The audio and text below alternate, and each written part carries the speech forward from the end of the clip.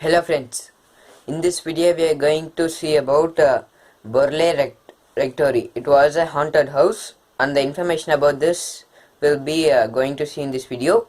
Let's begin this video friends. Friends, I will share the story now. You can imagine that, and at the last of this video I will ask you a question. You can answer that in a comment box. Thanks. Now we can go into the topic friends. Burley Rectory was a house that gained infamy as the most haunted house in England, after being described as such by a physics researcher Harry Price. Built in 1862 to house the rector of the parish of Burley and his family, it was badly damaged by fire in 1939 and demolished in 1944. The large Gothic style rectory in the village of Burley had been alleged to be haunted ever since it was built. These reports multiplied suddenly in 1929 after the Daily Mirror published an account of a visit by paranormal researcher Harry Price, who wrote 2 books supporting claims of paranormal activity.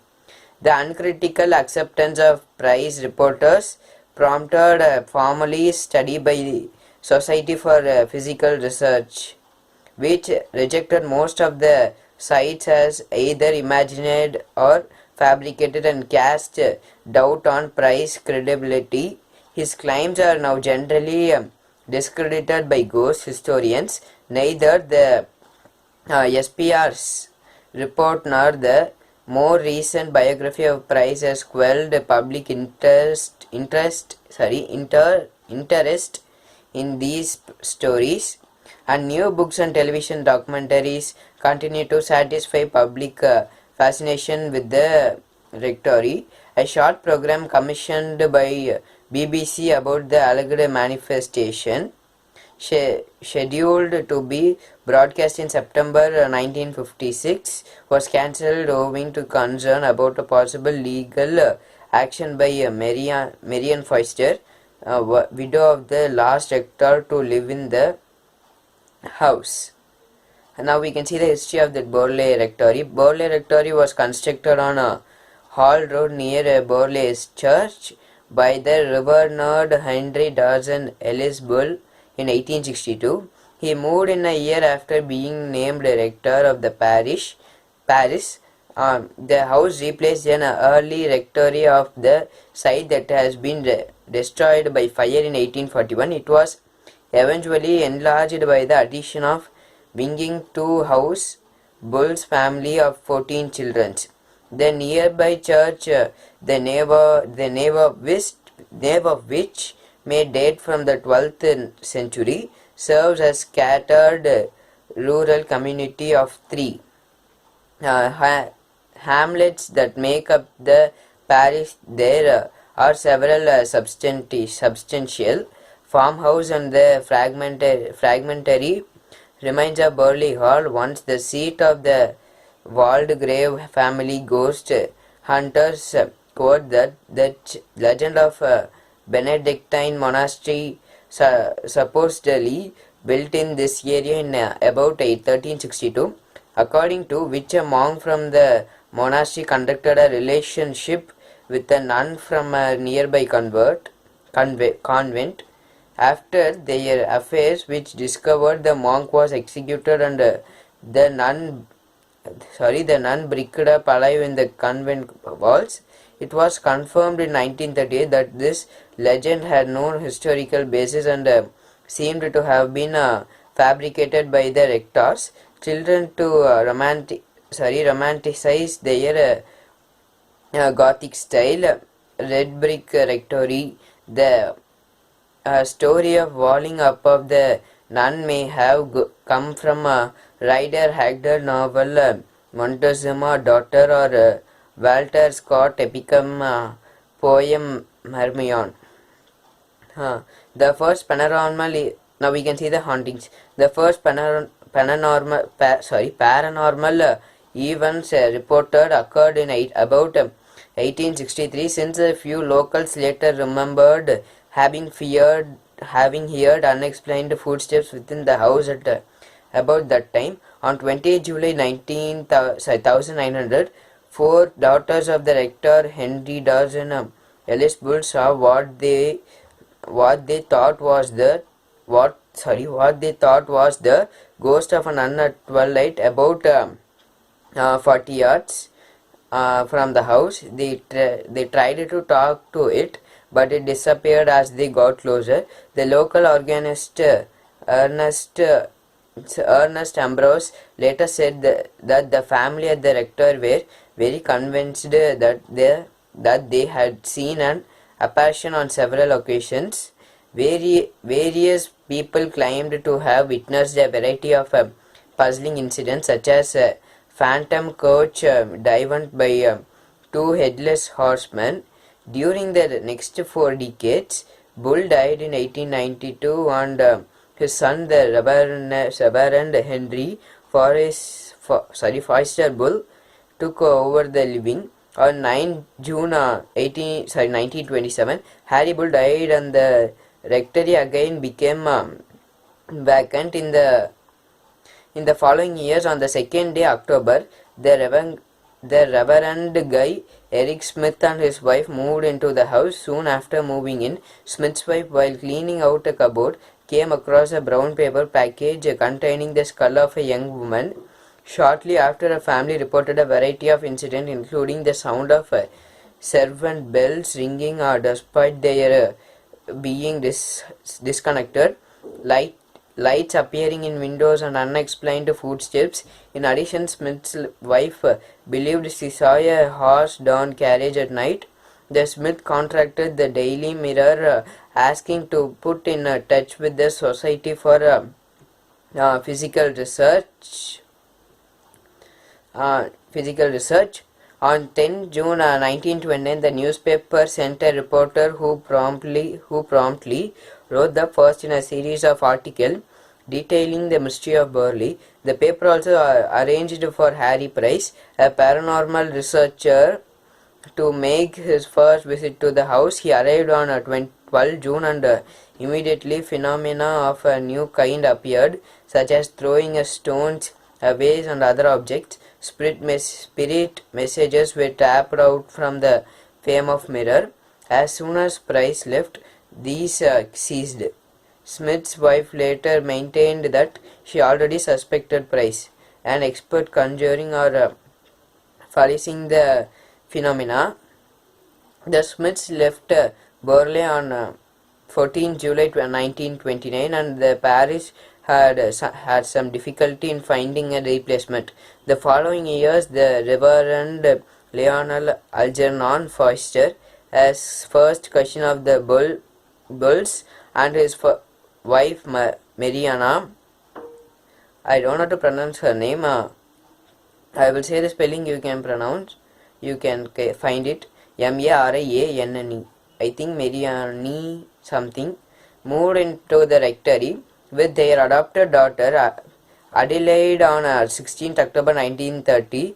Leon Lee Foster wrote an account of various strange incidents that occurred between the time the Foster moved in and October 1935, which was sent the Harry Price. These including bell ringing, window shattering, throwing stones and bottles, bell writing, and the locking of their daughters in a room with no key. Marianne Foster reported to her husband a whole range of poltergeist phenomena that include her being thrown from her bed. On one occasion, Adelaide was attacked by something horrible. Foster tried twice to conduct an exorcism, but his efforts were fruitless. In the middle of the first exorcism, he was struck in the shoulder by the fist stone. Because of the public in the Daily Mirror, these incidents attracted the attention of several physics researchers who, after investigation, were anonymous in suspecting that they were caused unconsciously by Mariana Foster. She later said that she felt that some of the incidents were caused by her husband in concert with one of the physics researcher, but other events appeared to her to be genuine paranormal phenomena. She later admitted that she was having a sexual relationship with a lodger, Frank Peerless, and that she used a paranormal explanation to cover up her relation. The Foister left Berlin in October 1935 as a result of Leonly Foister ill health. Now we can see the Price investigation. Burley remained vacant for some time after the Foister, Foister departure. In May 1937, Price took out a early long rental agreement with Queen Anne Bounty, the owners of the property. Through an advertisement that in the Times on 25 May 1937 and subsequently person interviews, Price recreated a crowds of 48 official observers, mostly students who spent periods mainly during weekends at the rectory with the instruction to report any phenomena that occurred. In March 1938, Helen Glavenley conducted a planetic in Streatham in South London. Price reported that she made a contract with two spirits, the first of which was that of a young nun who identified herself as a Mary Larry. According to the Planketta story, Mary was a French nun who left her religious order and travelled to England to marry a member of the Waldegrave family, the owners of the Borley's 17th century manor house, Borley Hall. She was said to have been murdered in an old building on the site of the rectory, and her body either buried in the cellar and thrown into a disused well. The wall writing were alleged to be her pleas for help. One read, Mariana, please help me get out. The second spirit to be contracted identified himself as Sunex Amers and claimed that he would set fire to the rectory at 9 o'clock that night, 27 March 1938. He also said that at that time the bones of a murdered person would be revealed. Fire on 27 February 1939. The new owner of the rectory, Captain W.H. Grayson, was unpacking boxes and accidentally knocked over an oil lamp in the hallway. The fire quickly spreaded and the house were suddenly damaged. After investigating the cause of the blaze, the insurance company concluded that the fire had been started deliberately. Miss Williams from nearby Borley Lodge said she saw the figure of the ghostly nun in the upstairs window, and according to Harry Price, demanded a fee of 1 Guyana for her story. In August 1943, Price conducted a brief dig in the cellars of the ruined house and discovered two bones thought to be a young woman. The bones were given a Christian burial in a Leostin churchyard. After the parish of Burley refused to allow the ceremony to take place on account of the local opinion that the bone found were those pig. Society for Physical Researchers investigation. After Price's death in 1948, Daily Mail reporter Charles Sutton accused him of faking phenomena. Sutton claimed that Whistle visiting the rectory with Price in 1929, he was hit on the head by a large pebble. Sutton started that he seized Price and found his coat pockets filled with different sized stones. In 1948, Eric Dingwall, K.M.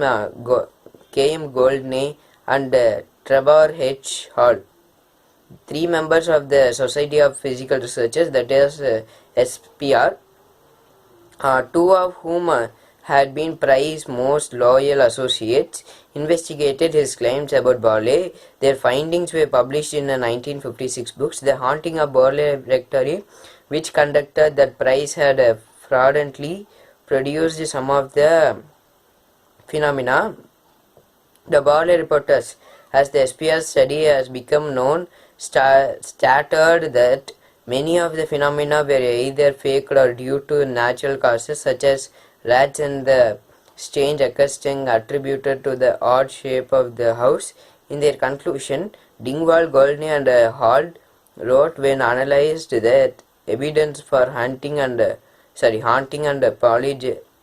poltergeist activity for such and every period appear to diminish in force and finally to vanish away. Terence Hines wrote that Mr. Mariana Foister, wife of the Rev.